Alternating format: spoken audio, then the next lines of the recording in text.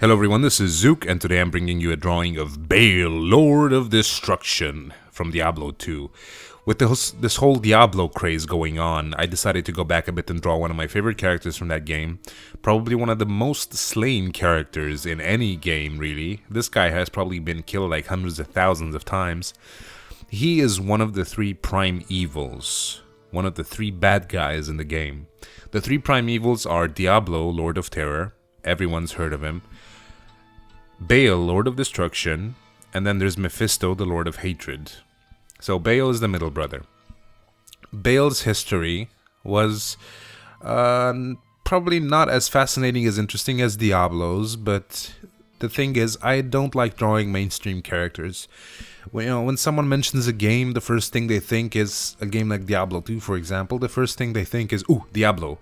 Draw Diablo, draw Diablo. But everyone is doing it. Like literally every freaking person on the internet has drawn Diablo. And I looked for reference for Baal, and I think I found like 3 drawings, which were all kind of shitty, to be honest. So I prefer drawing characters that aren't so mainstream, like this guy. I mean, he looks pretty badass. He looks really nice, and he is pretty evil as well. So there's no reason to put him aside for Diablo.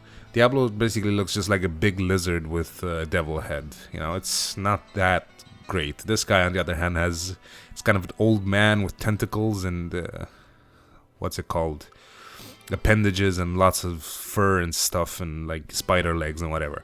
Plus, he's also inspired by a real character, like a real god. So I found that slightly more fascinating than drawing the same old shit, really. But let's get to it. First off, I gotta talk about Marius. I don't know if you guys remember Marius or not, but he was this pussy-ass monk that was present in just about every single Diablo cinematic. And this is his story because he is quite a crucial element in the plot. So Marius was a monk in the Rogue Monastery. And if you remember, the Rogue Monastery was that place in Act 1 where you had to go and recover the Heredric Malice from that guy called the Smith, who is basically like the first boss you get to fight in Diablo 2. And I swear to God, when I saw that guy the first time, when I first picked up the game, I just about shit my pants. I was just a kid back then because, it was a long time ago. But yeah, I was just sitting there killing monsters with my barbarian and just chilling, and then I hear, "I shall make weapons from your bones," and I see this guy charging towards me, and he is fast as all hell. So I ran away like a little bitch, but eventually I had to, suck it up and defeat him, so it wasn't a big deal or anything, but he scared the crap out of me. So anyway, the Rogue Monastery. It was attacked by Diablo's minions because you can never catch a freaking break in this game. And people fled, and Marius seeks shelter in this little hostel place, and eventually one night a Dark Wanderer showed up, who was Diablo in human form. And of course, he had to burn the motherfucker to the ground, because that's what he does, up to his no good deeds again. Marius survived and started following him. Diablo was headed to this place called Tal Rasha's tomb, which is situated in the Canyon of the Magi. Now, the deal with Tal Rasha is as follows.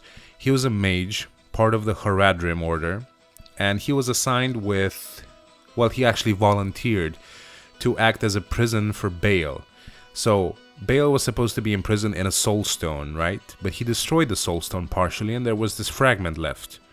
And the fragment, Tal Rasha took it, stabbed himself in the chest with it, and let himself get sort of possessed by Baal. And the tomb was sealed and left for dead there, or left for whatever the hell they were doing. So many years later, Diablo showed up with Marius by his side, and Tyrael was there because he is a smart ass and he is all good and all knowing and everything. So Tyrael got in a fight with Diablo, and Marius was sort of hypnotized or brainwashed by Diablo to remove the soulstone from Tal Rasha's corpse, from his ribcage. And he did that, and that in turn released Baal, who joined his brother in fighting against Tyrael. And of course, poor Marius was just kind of sitting there like a dumbass, looking at what he had just done. He messed up big time. Tyrael instructed him to go to the Hellforge. I don't know what the hell Tyrael was thinking, thinking he can rely on Marius to do his job. But he sent him to the Hellforge to destroy the Soulstone. That meant that Marius had to actually pass through the portal into the burning hells. So, he is now a hero, Marius.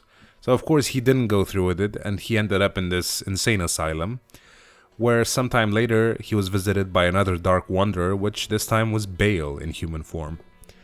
Baal took his little soul stone and killed Marius after listening to his story. Burned the whole asylum to the ground, obviously, because that's a trademark. And then left for Mount Ariat. So that was about it for Baal. Eventually he got defeated in the World Stone Chamber by some heroes or whatever. I don't remember exactly how he got defeated, but he did. Probably after finishing the game or something. So that was about it for Baal. What I like about him is that he's actually inspired by a real god, well, if you can call it real. He is inspired by a god in the Old Testament. So I'm a big fan of that stuff. I read a lot about occult stuff and like ancient gods and demons and whatnot. So that's sort of fascinating.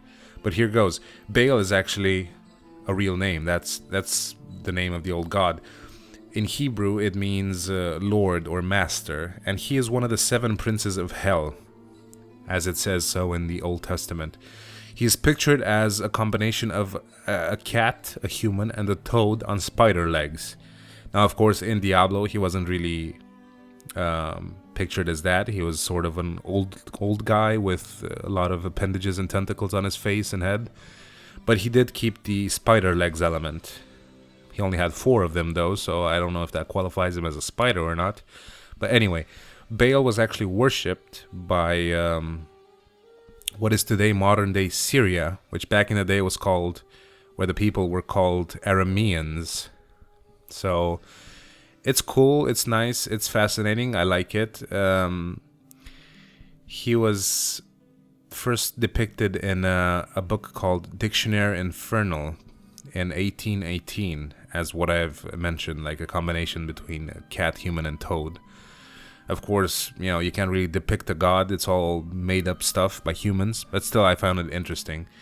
And he is sort of associated with, Satan in the sense that sometimes he is seen as Satan, and in other cases he's seen as an aid of Satan, but he is one of the rulers of hell, mostly of the eastern side, like the Mediterranean part, that sort of. So he's like, yeah, I don't know what else to freaking say. He's just one of the bad guys. Let's talk a bit about the drawing instead. This took about 7 freaking hours, so it took a long ass time. As reference, I used a screenshot from a cinematic that I took myself as I was watching it for inspiration. And what else is there? Main elements, I used graphite on this drawing, just about everywhere, and I used the stylus for the fur. It came out pretty well. I'm very proud of my fur. And other than that, I spent more time on the horns and the stuffs coming out of him than on the actual character itself. Not to mention the fur, which also took quite a long time. But yeah, as you can see there, he's carrying his little soul stone on his necklace, or as a necklace. And other than that, I can't really mention anything else. It's just one of the characters that I enjoy. And as I've said before, he is not the mainstream one, and that's why I like him more. Because every fucker out there draws either Tyrael or Diablo, and I don't like doing the same thing as everyone else. But thank you for watching, and I hope you enjoyed it, and I'll see you next time.